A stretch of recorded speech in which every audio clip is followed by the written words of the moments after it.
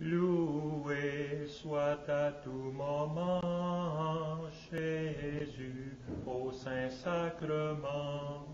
Loué soit à tout moment Jésus au Saint-Sacrement. Et nous prenons la prière au commencement de la visite au Saint-Sacrement. Ô Jésus, mon souverain Maître, votre amour pour les hommes vous retient nuit et jour dans cet auguste sacrement. Le cœur débordant d'une miséricordieuse tendresse, vous nous attendez, vous nous appelez, vous accueillez tous ceux qui daignent vous visiter. Je crois à votre présence dans la Sainte Hostie. Du fond de l'abîme de mon néant, je vous adore. Je vous remercie de toutes les grâces dont vous m'avez comblé, surtout de m'avoir fait le don de vous-même dans l'Eucharistie, de m'avoir octroyé pour avocate votre très sainte Mère, Marie, et de m'avoir appelé auprès de vous dans cette Église. Je viens rendre hommage aujourd'hui à votre cœur tout aimant, dans une triple intention. D'abord, de vous remercier du don si grand du Saint-Sacrement. Ensuite, de réparer tous les outrages que vous y avez reçus de tous vos ennemis. Enfin, de vous adorer par cette visite dans tous les sanctuaires de la terre où vous êtes moins honorés et plus délaissés. Mon Jésus, je vous aime de tout mon cœur. Je me repens d'avoir par le passé si souvent peiné votre infinie bonté. Je m'engage, avec l'aide de votre grâce, à ne plus vous offenser à l'avenir.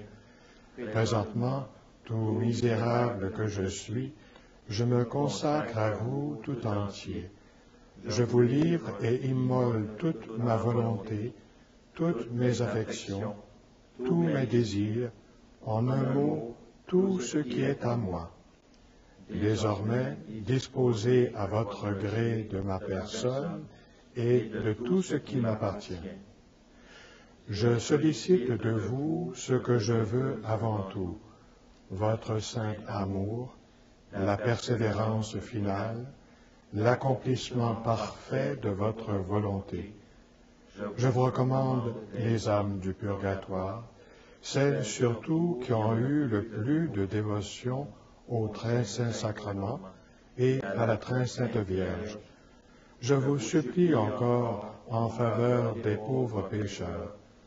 J'unis enfin à mon Sauveur bien-aimé tous les sentiments de mon cœur à ceux de votre cœur si embrasé d'amour. Ainsi unis, je les offre à votre Père éternel. Je le prie en votre nom de daigner, par amour pour vous, agréer mon offrande, exaucer mes désirs.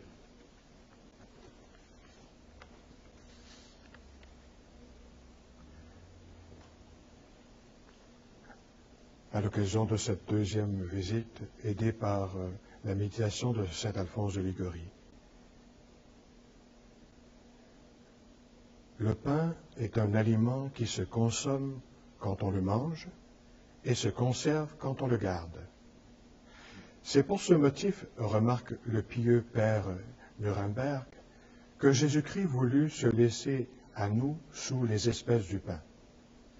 Elles lui permettent non seulement d'être consommé dans la communion, par les âmes aimantes auxquelles il s'unit, mais encore d'être conservé dans le tabernacle, de nous procurer la joie de sa présence et le perpétuel souvenir de son immense amour.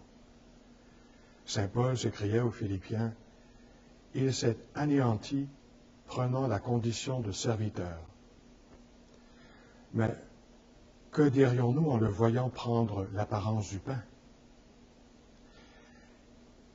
Il n'est pas de langue qui puisse exprimer la tendresse de Jésus pour toute âme en état de grâce. Aussi, ce tendre époux des âmes, sur le point de quitter la terre, craignaient que son absence ne fût pour elle une occasion de l'oublier. Alors que fit-il?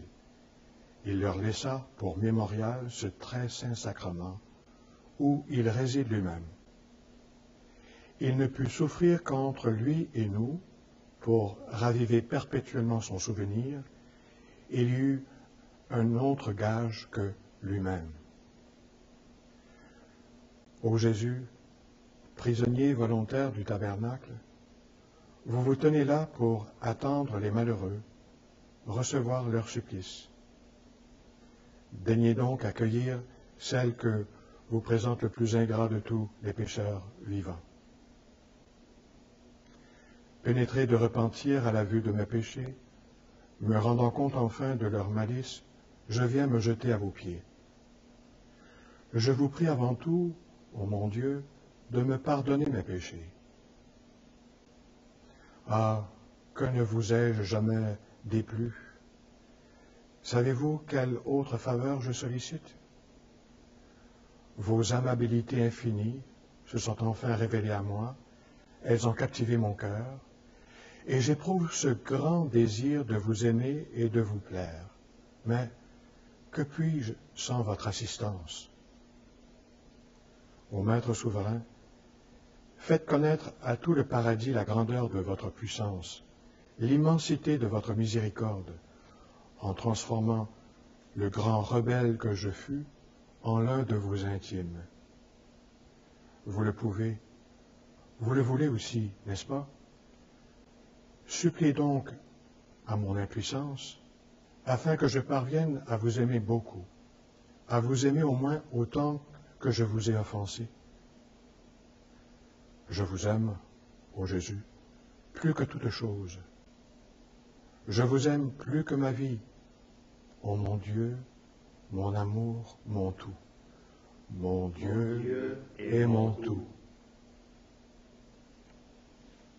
Et toi, Marie, nous voulons nous rappeler en ta présence, en présence de Jésus, ce que la lettre aux Hébreux nous rappelle. Avançons donc avec assurance vers le trône de la grâce pour obtenir miséricorde et recevoir en temps voulu la grâce de son secours.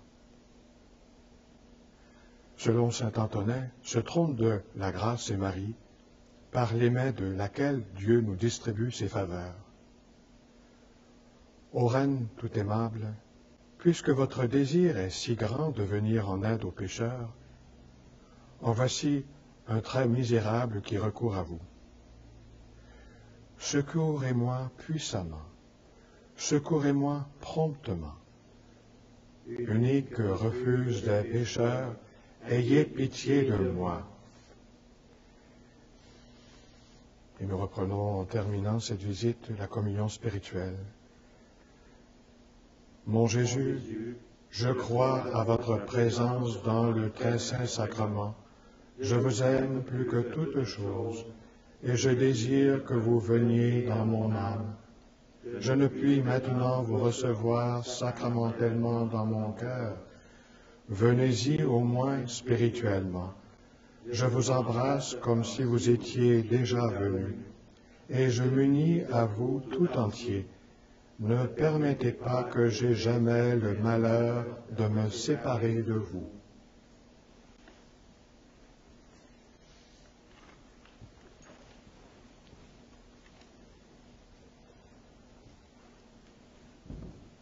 Je t'exalte, ô roi, mon Dieu, je bénis ton nom à jamais.